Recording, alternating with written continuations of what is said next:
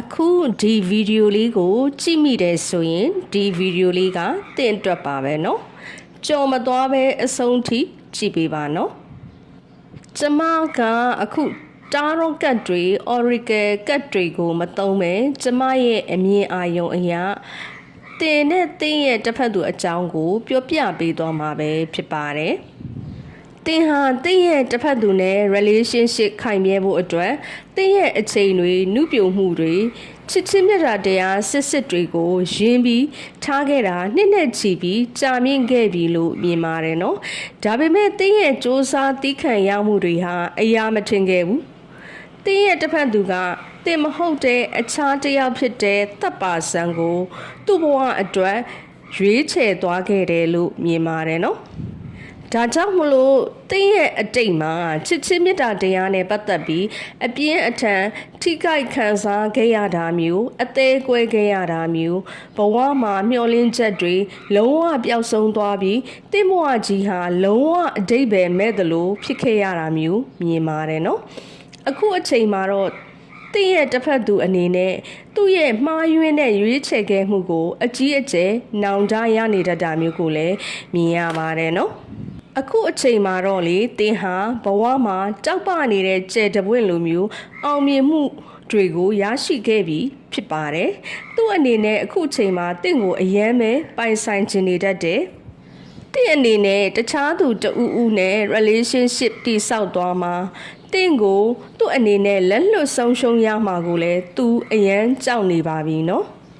သူ့အနေနဲ့တင်တဲ့အရင်ကလိုပြန်ပြီးတော့အဆင်ပြေခြင်းနေတတ်တယ်ဒါပေမဲ့တစ်ဖက်ကကာမိပတ္တနာဖြစ်တဲ့တပ်ပါဆန်လက်ကနေယုံမထွက်နိုင်သေးတာမျိုးကိုလည်းမြင်ရပါတယ်နော်တင့်အနေနဲ့ကလည်းအခုချိန်ထိသူ့ကို move on မလုပ်နိုင်သေးတာမျိုးမမေ့နိုင်သေးတာမျိုးသူကလွဲပြီးအခြားတစ်ယောက်ကိုမချစ်နိုင်သေးတာမျိုးကိုလည်းမြင်ရပါတယ်နော်အခုအချိန်ထိသူ့ကိုတင်းဘက်ကနေပြီးတော့တစ္ဆာရှိရှိနဲ့စောင့်စားနေသေးတာမျိုးကိုလည်းမြင်ရတယ်။တင်တို့နှစ်ယောက်ကိုဒီမှာ twin flame တွေလို့မြင်ရပါတယ်နော်။အတိတ်ကတင်တစ်ဖက်သူကတင့်ကိုလိန်ညာခဲ့တာတွေမယိုးသားခဲ့တာတွေတစ္ဆာမရှိခဲ့တာတွေရှိခဲ့တယ်လို့လည်းမြင်ရပါတယ်နော်။သူ့အနေနဲ့တင့်အပေါ်မှာဒီလိုမျိုးပြုလုပ်ခဲ့ပေမဲ့တင့်အနေနဲ့ကတော့တစ်ဖက်ကလည်းစိတ်နာနေတတ်သလိုတစ်ဖက်ကလည်းသူသာတင့်စီကိုပြန်လာခဲ့ရင်ခွတ်လွတ်ပေးခြင်းနေတာမျိုးဒါမျိုး energy ကိုမြင်ရပါတယ်နော်တင့်အနေနဲ့ကလည်း spiritual လမ်းကြောင်းတစ်ခုပေါ်ကိုရောက်ရှိလာပြီး healing တွေအတော်အသင့်လုပ်ခဲ့တာလုပ်နေစေဖြစ်တာကိုလည်းမြင်ရပါတယ်နော်တင်တို့နှစ်ယောက်ကအချင်းချင်းချွင်းချက်မရှိတဲ့ချစ်ချင်းမြတ်တာတရား unconditional love နဲ့ချစ်ကြတာမျိုးကိုလည်းဒီမှာမြင်ရပါတယ်နော်ဒီအချိန်မှာတော့လေတင့်ရဲ့တစ်ဖက်သူအနေနဲ့ကတင့်အပေါ်ရခင်ကပြုလုပ်ခဲ့မှုတဲ့အမှားတွေကိုအကြီးအကျယ်နောင်တရနေတတ်တာမျိုးကိုလည်းမြင်ရပါတယ်နော်တင့်ရဲ့ခွင့်လွှတ်မှုကိုလည်းသူ့အနေနဲ့လိုချင်နေတတ်တယ်တစ်ဖက်ကသူ့ရဲ့တပ်ပါဆန်ရဲ့တောစစ်ဆန်တဲ့အပြုတ်မှုတွေတော်တော်များများအတွက်သူ့အနေနဲ့ကတင့်ငန်းစာကောင်းကောင်းရနေပြီဖြစ်တယ်တင့်စီကိုသူပြန်လာခြင်းနေတတ်တာမျိုးကိုလည်းမြင်ရပါတယ်နော်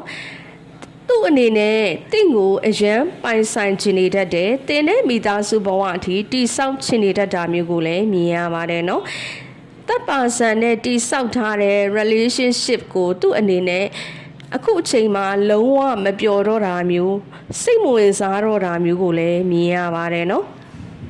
သူ့ဘက်ကလည်း spiritual awakening စနေပြီလို့ဒီမှာမြင်ရပါတယ်နော်အနာဂတ်မှာတော့လေတင်ဟာအောင်နိုင်သူတယောက်ဖြစ်လာတတ်တယ်ဒီတစ်ခါတင့်အလှဲ့ပါပဲနော်အခုအချိန်မှာတော့တင်ဟာ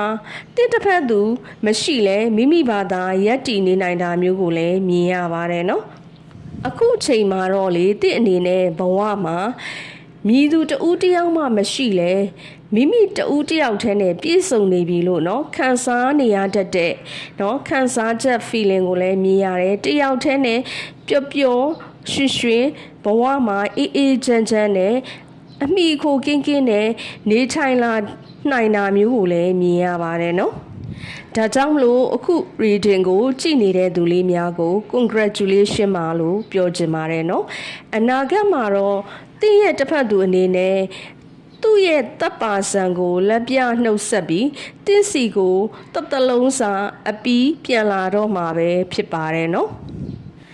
အနာဂတ်မှာတော့တင်တို့နှစ်ဦးကပါမေးနဲ့ယူနီယံရလာမှာမျိုးကိုမြင်ရပေမဲ့လက်ရှိအချိန်မှာတော့လေတင်ကလေအပြည့်အဝ 100% ဟီးမဖြစ်သေးတာမို့ divine timing ကိုစောင့်ဖို့လိုအပ်နေပါသေးတယ်နော်တင်တို့နှစ်ဦးရဲ့မဝေးတော့တဲ့အနာဂတ်မှာကျင်းသည်ပေါင်းစည်းရလိမ့်မယ်လို့မြင်ရပါတယ်နော် Dream Flame လေးတိုင်းပါမေးနဲ့ယူနီယံရကြပါစေရှင်ကျမစီမှာ personal reading တည်တံမေးမြန်းခြင်းသူလေးတွေအနေနဲ့ကတော့ကျမရဲ့ Viber 3999538353မှာလာရောက်စုံစမ်းမေးမြန်းနိုင်ပါတယ်ရှင်နောက်တစ်ခုကျမ request လုပ်ချင်တာကလေကျမရဲ့ Facebook page လေးပေါ့နော် 11k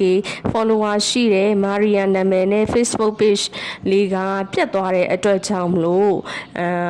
ဒီနာမည်လေးနဲ့ပဲpage အသစ်လေးထပ်မံဖွင့်လှစ်ထားပါတယ်ရှင်